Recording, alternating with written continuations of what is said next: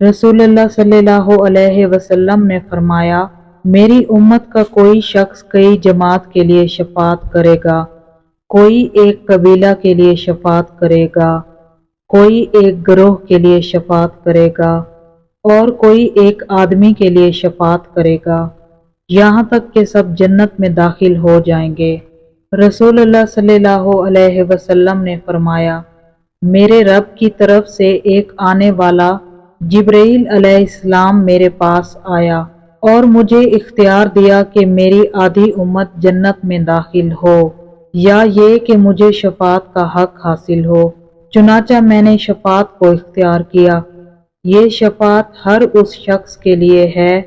जिसका खात्मा शिर्क की हालत पर नहीं होगा। मैंने रसूल अल्लाह सल्लल्लाहु अलैहि वसल्लम को ये फरमाते हुए सुना, बुरा है वो बंदा जो तकब्बुर करे और इतराए और अल्लाह बुजुर्गों बरतर को भूल जाए, और बुरा है वो बंदा जो मजलूमों पर कहर ढाए और जुल्म ज्यादती करे और अल्लाह जब्बार बरतर को भूल जाए, और बुरा है वो बंदा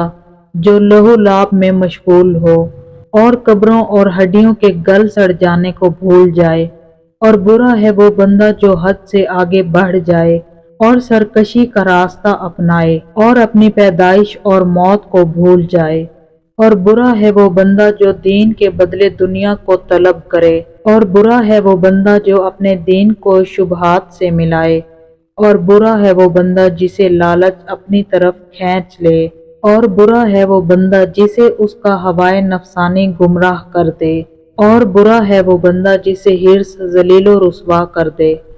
रसूल अल्लाह सल्लल्लाहु अलैहि वसल्लम ने फरमाया, जो मोमिन बंदा किसी भूखे मोमिन को खाना खिलाएगा उसे अल्लाह ताला क़यामत के रोज जन्नत के फल खिलाएगा, और जो मोमिन बंदा किसी प्यासे मोमिन को पानी पिलाएगा क़यामत के रोज अल्लाह ताला उसे मेहरबंद शराब पिलाएगा, और जो मोमिन बंदा किसी नंगे बदन वाले मोमिन को कपड़ा पहनाएगा अल्लाह ताला उसे जन्नत के सब्ज जोड़े पहनाएगा। रसूल अल्लाह सल्लल्लाहु अलैहि वसल्लम ने फरमाया, आदमी बूढ़ा हो जाता है लेकिन उसकी दो ख्वाहिशें जवान रहती हैं,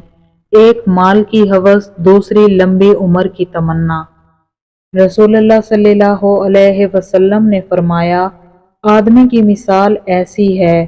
कि उसके पहलू में 99 आफतें हैं, अगर वो इन आफतों से बच गया तो बुढ़ापे में गिरफ्तार हो जाएगा। जब 2/3 रात गुजर जाती तो रसूल अल्लाह सल्लल्लाहु अलैहि वसल्लम उठते और फरमाते, लोगों अल्लाह को याद करो, अल्लाह को याद करो, खड़खड़ाने वाली आ गई है और उसके साथ एक दूसरी आ लगी है, मौत अपनी फौज लेकर आ गई है, मौत अपनी फौज लेकर आ गई है। मैंने अर्ज किया, अल्लाह के रसूल, मैं आप पर बहुत सलात दरूद पढ़ा करता हूँ, सो अपने वजीफे में आप पर दरूद पढ़ने के लिए कितना वक्त मुकर्रर कर लूँ? आपने फरमाया, जितना तुम चाहो। मैंने अर्ज किया, चौथाई? आपने फरमाया, जितना तुम चाहो, और अगर इससे ज्यादा कर लो तो तुम्हारे हक में बेहतर है। मैंने अर्ज किया, आधा? आपने फरमाया, जितना तुम चाहो, और अगर इससे ज्यादा कर लो तो तुम्हारे हक में बेहतर है। मैंने अर्ज किया, 2/3? आपने फरमाया, जितना तुम चाहो, और अगर इससे ज्यादा कर लो तो तुम्हारे हक में बेहतर है। मैंने अर्ज किया, वजीफे में पूरा वक्त आप पर दरूद पढ़ा करो। आपने फरमाया, अब ये दरूद तुम्हारे सब गमों के लिए काफी होगा और इससे तुम्हारे गुनाह बख्श दिए जाएंगे। रसूल अल्लाह सल्लल्लाहु अलैहि वसल्लम ने फरमाया, अल्लाह ताला से शर्मो हया करो जैसा कि उससे शर्मो हया करने का हक है। हमने अर्ज किया, अल्लाह के रसूल, हम अल्लाह से शर्मो हया करते हैं और इस पर अल्लाह का शुक्र अदा करते हैं। आपने फरमाया, हया का ये हक नहीं जो तुम समझ रहे हो। अल्लाह से शर्मो हया करने का जो हक है वो ये है कि तुम अपने सर और उसके साथ जितनी चीजें हैं उन सब की हिफाजत करो, और अपने पेट और उसके अंदर जो चीजें हैं उनकी हिफाजत करो, और मौत और हड्डियों के गल सड़ जाने को याद किया करो, اور جسے آخرت کی چاہت ہو وہ دنیا کی زیب و زینت کو ترک کر دے۔ پس جس نے یہ سب پورا کیا تو حقیقت میں اسی نے اللہ تعالیٰ سے حیا کی جیسا کہ اس سے حیا کرنے کا حق ہے۔ ہم رسول اللہ صلی اللہ علیہ وسلم کے ساتھ تکلیف اور تنگی میں آزمائے گئے تو اس پر ہم نے صبر کیا، پھر آپ کے بعد کی حالت میں کشادگی اور خوشی میں آزمائے گئے تو ہم صبر نہ کر سکے۔ رسول اللہ صلی اللہ علیہ وسلم نے فرمایا، جس کا مقصود زندگی آخرت ہو، اللہ تعالیٰ اس کے دل میں استغنا و بے نیازی پیدا کر دیتا ہے اور اسے دل جمعی عطا کرتا ہے اور دنیا اس کے پاس ذلیل ہو کر آتی ہے، اور جس کا مقصود طلب دنیا ہو، اللہ تعالیٰ اس کی محتاجی اس کی دونوں آنکھوں کے سامنے رکھ دیتا ہے اور اس کی جمع خاطر کو پریشان کر دیتا ہے، اور دنیا اس کے پاس اتنی ہی آتی ہے جو اس کے لیے مقدر ہے۔ نبی اکرم صلی اللہ علیہ وسلم نے فرمایا، اللہ تعالیٰ فرماتا ہے، ابن آدم تو میری عبادت کے لیے یکسو ہو جا، میں تیرا سینہ استغنا و بے نیازی سے بھر دوں گا اور تیری محتاجی دور کر دوں گا، اور اگر تو نے ایسا نہ کیا تو میں تیرا دل مشغولیت سے بھر دوں گا اور تیری محتاجی دور نہ کروں گا۔ رسول اللہ صلی اللہ علیہ وسلم نے فرمایا، مجھے اللہ کی راہ میں ایسا ڈرایا گیا کہ اس طرح کسی اور کو نہیں ڈرایا گیا، اور اللہ کی راہ میں مجھے ایسی تکلیفیں پہنچائی گئی ہیں کہ اس طرح کسی کو نہیں پہنچائی گئی،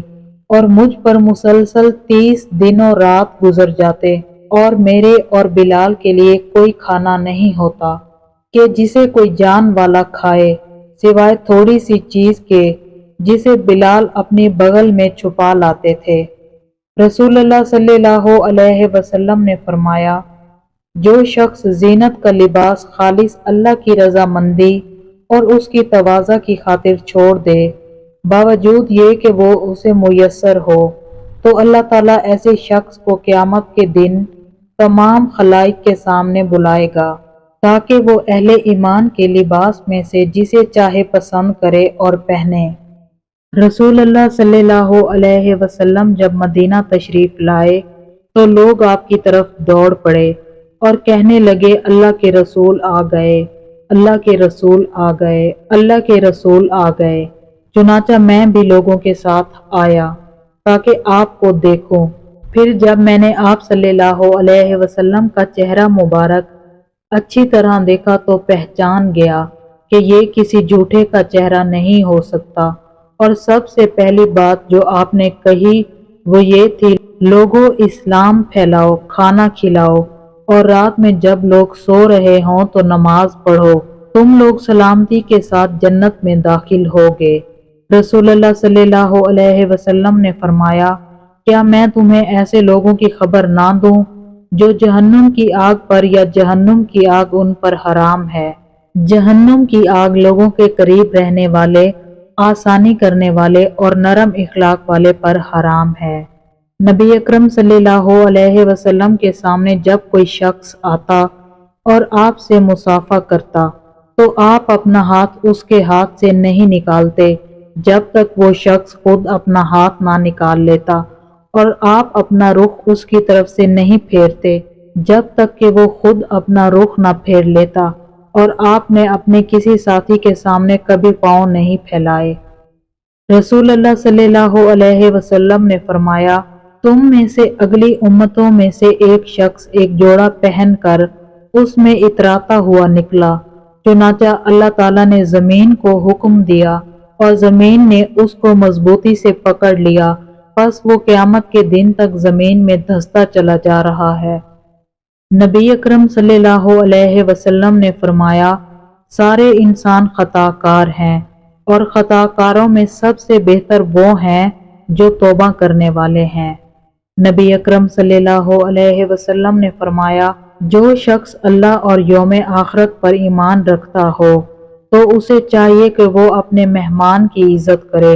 اور جو اللہ اور یوم آخرت پر ایمان رکھتا ہو تو اسے چاہیے کہ وہ بھلی بات کہے یا خاموش رہے۔ نبی اکرم صلی اللہ علیہ وسلم نے فرمایا، جو مسلمان لوگوں سے میل جول رکھتا ہے اور ان سے پہنچنے والی تکلیفوں کو برداشت کرتا ہے، وہ اس مسلمان سے بہتر ہے جو نہ لوگوں سے میل جول رکھتا ہے اور نہ ہی ان کی تکلیفوں کو برداشت کرتا ہے۔ میں نے رسول اللہ صلی اللہ علیہ وسلم کو فرماتے ہوئے سنا، دو خصلتیں ایسی ہیں کہ جس شخص کے اندر وہ موجود ہوں گی اسے اللہ تعالیٰ صابر و شاکر لکھے گا، اور جس کے اندر وہ موجود نہ ہوں گی اسے اللہ تعالیٰ صابر اور شاکر نہیں لکھے گا۔ پہلی خصلت یہ ہے کہ جس شخص نے دین کے اعتبار سے اپنے سے زیادہ دین پر عمل کرنے والے کو دیکھا اور اس کی پیروی کی، اور دنیا کے اعتبار سے اپنے سے کم حیثیت والے کو دیکھا، پھر اس فضل و احسان کا شکر ادا کیا جو اللہ نے اس پر کیا ہے، تو اللہ تعالیٰ اسے صابر اور شاکر لکھے گا۔ اور دوسری خصلت یہ ہے کہ جس نے دین کے اعتبار سے اپنے سے کم اور دنیا کے اعتبار سے اپنے سے زیادہ پر نظر کی، پھر جس سے وہ محروم رہ گیا اس پر اس نے افسوس کیا، تو اللہ تعالیٰ اسے صابر اور شاکر نہیں لکھے گا۔ رسول اللہ صلی اللہ علیہ وسلم نے فرمایا، ان لوگوں کی طرف دیکھو جو دنیاوی اعتبار سے تم سے کم تر ہوں، اور ان لوگوں کی طرف نہ دیکھو جو تم سے اوپر ہوں۔ اسی طرح زیادہ لائق ہے کہ تم اللہ کی ان نعمتوں کی ناقدری نہ کرو جو اس کی طرف سے تم پر ہوئی ہے۔ میں ایک دن رسول اللہ صلی اللہ علیہ وسلم کے ساتھ سواری پر پیچھے تھا۔ آپ نے فرمایا، اے لڑکے، بے شک میں تمہیں چند اہم باتیں بتلا رہا ہوں، تم اللہ کے احکام کی حفاظت کرو، وہ تمہاری حفاظت فرمائے گا۔ تم اللہ کے حقوق کا خیال رکھو، اسے تم اپنے سامنے پاؤ گے۔ جب تم کوئی چیز مانگو تو صرف اللہ سے مانگو، جب تم مدد چاہو تو صرف اللہ سے مدد طلب کرو، اور یہ بات جان لو کہ اگر ساری امت بھی جمع ہو کر تمہیں کچھ نفع پہنچانا چاہے تو وہ تمہیں اس سے زیادہ کچھ بھی نفع نہیں پہنچا سکتی جو اللہ نے تمہارے لیے لکھ دیا ہے، اور اگر وہ تمہیں کچھ نقصان پہنچانے کے لیے جمع ہو جائے تو اس سے زیادہ کچھ نقصان نہیں پہنچا سکتے جو اللہ نے تمہارے لیے لکھ دیا ہے۔ قلم اٹھا لیے گئے اور تقدیر کے صحیفے خشک ہو گئے ہیں۔